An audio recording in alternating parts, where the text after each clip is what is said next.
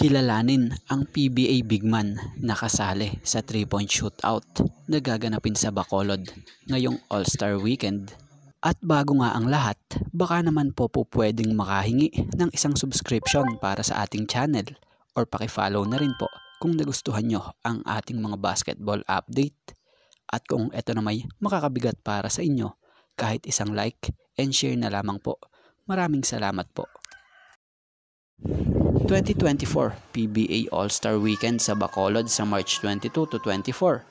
So about nga sa ilang kaganapan dito, bukod sa Obstacle Challenge and 3-point Shootout Challenge, may bagong dinagdag ang PBA na papalit nga sa naunang napabalitang pagtanggal muna sa Slam Dunk Contest.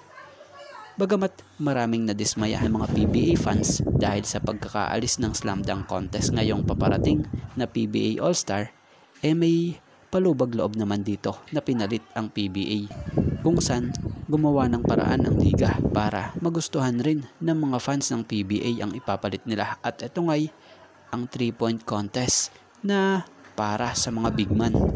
So kung tutuusin mga forward and center player ang mga kalahok rito. So speaking of kalahok dito eto nga ang mga nasa list na kasali na big man sa 3-point shootout na ito. From Barangay Ginebra, Ralph Koo, height 6'4", forward position.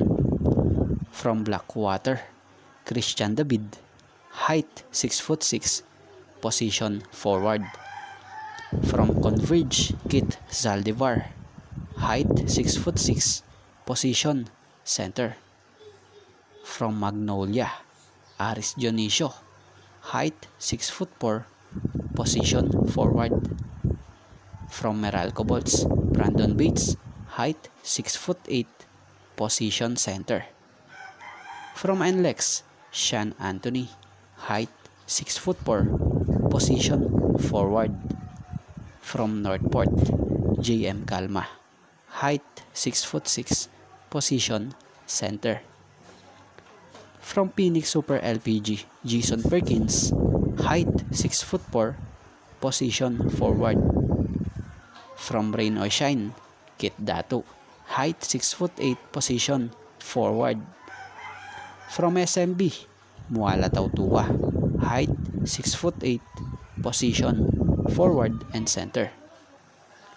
From Terra Firma, Isaac Go, height 6'7", position forward and center. And from TNT, Brandon Ganuelas Rosser, height 6'6", position forward and center.